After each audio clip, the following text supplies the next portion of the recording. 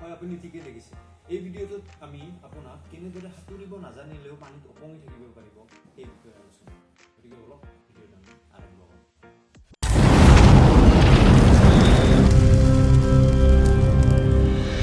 নমস্কাৰ মই ভাৰ্গৱ TejasAssam চেনেললৈ আপোনালোকক স্বাগতম জনাইছোঁ আজিৰ এই ভিডিঅ'টোত আমি আলোচনা কৰিম কেনেদৰে বস্তু এটা বা মানুহ এজন পানীৰ উপঙত উপঙি থাকিব এতিয়া এই কথাটো জানিবৰ আগতে আমি জানিব লাগিব যে ঘনত্ব বাৰু আচলতে কি এটা ঘনত্ব বা ডেন্সিটিৰ কথা বুজিবলৈ হলে আমি এটা এক্সাম্পলৰ সহায় ল'ব পাৰোঁ ধৰা হ'ল এখন পথাৰত কেইজনমান মানুহ আছে আৰু সেই পথাৰখনত মানুহ কেইজনে ঘূৰি আছে ঠিক আছে তেতিয়া কি হ'ল অলপমান পিছত তাত এজন মেজিচিয়ান অহাৰ লগে লগে কি হ'ব বহুত কেইজন ল'ৰা ছোৱালী তাত কাষত থকা ল'ৰা ছোৱালী আৰু যি মানুহ আছে মানুহবিলাকে তাত মেজিচিয়ানৰ ওচৰলৈ আহি যাদু চাব গৈছে এতিয়া এই দুয়োটা কেছত ভালদৰে চাওক প্ৰথমতে পথাৰখনত কেইজনমান মানুহ আছিল আৰু দ্বিতীয় কণ্ডিশ্যনটোত কি আছিল মেজিচিয়ানটো অহাৰ লগে লগে বহুত কেইজন মানুহৰ থোক এতিয়া ইয়াৰ পৰা দেখা যায় যে ছেকেণ্ড ক্ষেত্ৰটোত কি হৈছে ঘনত্ব বেছি হৈছে মানুহৰ ঘনত্ব বেছি হৈছে ঠিক তেনেদৰে যিকোনো পদাৰ্থৰে কি থাকে ভিতৰত থকা অনুপৰমাণুৰ পৰিমাণ যদি বেছি থাকে তেতিয়াহ'লে ঘনত্ব বেছি থকা যায় সেইদৰে কঠিন বস্তু এটাৰ মানে চলিড যোনটো হয় চলিডৰ কি হয় ঘনত্ব বেছি হয় যোনবিলাক লিকুইড আছে বা জুলীয়া পদাৰ্থ তাৰ ঘনত্ব কম গেছীয় পদাৰ্থবিলাকৰ ঘনত্ব আৰু কম এতিয়া ঘনত্ব আৰু উপঙি থকাৰ বাৰু সম্পৰ্ক কি সেইটো জানিবৰ কাৰণে আমি এটা এক্সপেৰিমেণ্টৰ হয় এতিয়া এই পৰীক্ষাটোত কি লৈছোঁ আমি এগিলাচ পানী লৈছোঁ এতিয়া পানী গিলাচ লৈ পিনে তাত এটা নেমু টেঙা ডুবাই দিছোঁ এতিয়া নেমু টেঙা যেতিয়া আমি ডুবাই দিলোঁ তেতিয়া নেমু টেঙাটো প্ৰথমতে কি যাব তলত পৰিব ঠিক আছে এতিয়া আমি কি কৰিম সেই পানীত অলপমান নিমখ লৈ কিনে মিহলাই দিম এতিয়া নিমখখিনি মিহলি হোৱাৰ পিছত আমি এতিয়া নেমু টেঙাটো তাত দি দিম এয়া কি দেখাব নেমু টেঙাটো কি হৈছে উপঙি আহিছে আচলতে নিমখ দিয়াৰ পিছত বাৰু নেমু টেঙাটো কি উপঙি আহিছে এইটো কথা জনা যাব ঘনত্বৰ যেতিয়া যিকোনো জুলীয়া পদাৰ্থ এটা গটা পদাৰ্থ এটা দি দিওঁ তেতিয়াহ'লে কি হয় আচলতে জুলীয়া পদাৰ্থটোৰ ঘনত্ব যদি গটা পদাৰ্থটোৰ ঘনত্বতকৈ বেছি হয় তেতিয়াহ'লে গটা পদাৰ্থটো ওপৰত উপঙি থাকিব এতিয়া ইয়াতে বাৰু নেমু টেঙাটো উপঙি থকাৰ কাৰণ আচলতে নেমু টেঙাটোৰ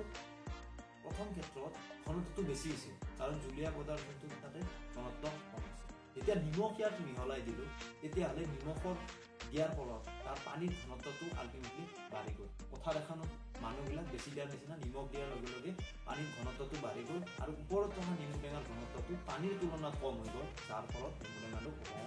ওপৰত আহি পানীত বাৰু বৰফৰ কিয় উপঙি থাকে আচলতে বৰফৰ ঘনত্বটো বহুতেই কম পানীৰ তুলনাত সেইকাৰণে বৰফবিলাক পানীত উপঙি থাকে এতিয়া আপোনালোকে হয়তো এইটো নিশ্চয় দেখিছে যে সাগৰত জাহাজ এখন উপঙি থাকে ইয়াত বাৰু ঘনত্বৰ কিবা সম্পৰ্ক আছে জাহাজখন দেখোন বহুত ডাঙৰ হয় কিন্তু আমি এটা যদি সৰু পিন এটা লৈ পিনে যদি পানী দি দিওঁ সেইটো বাৰু তলত কিয় দিব এতিয়া এইটো কথা আমি ঘনত্বৰ দ্বাৰা বুজি পাওঁ যদিও জাহাজখন ডাঙৰ এতিয়া জাহাজখনৰ ভিতৰত যদি চাওঁ বেছিভাগ ঠাই কি খালী থাকিলে তাৰ গোটেই আকাৰটো কি ঘনত্বটো বহুতখিনি কম হৈ যায় যাৰ ফলত জাহাজখনৰ ঘনত্বটো পানীৰ তুলনাত বহুখিনিয়ে কম হৈ যায় যাৰ ফলত জাহাজখন ওপৰত উপঙি থাকে এতিয়া আমি চাব পাৰোঁ মানুহবোৰ বাৰু কেনেদৰে পানীত উপঙি থাকে ঠিক একেই কথা কিন্তু এই বস্তুখিনি জনোৱাৰ আগত আপোনালোকক মই এটা ভিডিঅ' দেখাবলৈ ওলাইছোঁ গতিকে ভিডিঅ'টো চাই লওক You don't need to swim in this water. My name is India, and today we are going to check out one of the world's greatest natural creations, the Dead Sea. The Dead Sea is known for being the lowest place on Earth and one of the saltiest. It is nearly 10 times saltier than the ocean. That is exactly why you are able to float effortlessly on top of the water. Because here, your body weighs less than the water.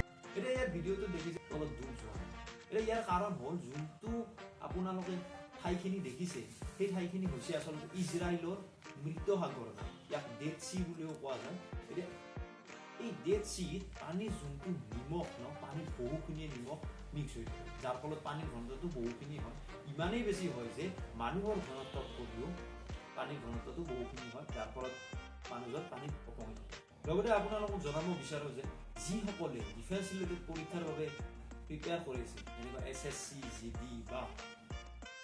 Assam police আদি পৰীক্ষাৰ বাবে prepare কৰি আছে তেওঁলোকৰ বাবে আমি এটা নতুন বেটছ তৈয়াৰ কৰিছোঁ সেই বেটছটোত আমি তেওঁলোকক প্ৰশিক্ষণ দিয়া যাব কেনেদৰে তেওঁলোকৰ পৰীক্ষাত বাৰু তেওঁলোকে কুৱেশ্যনবিলাক কৰিব গতিকে যিসকলে জইন কৰিব বিচাৰে আমাৰ লগত অনতি পলমে যোগাযোগ কৰিব পাৰে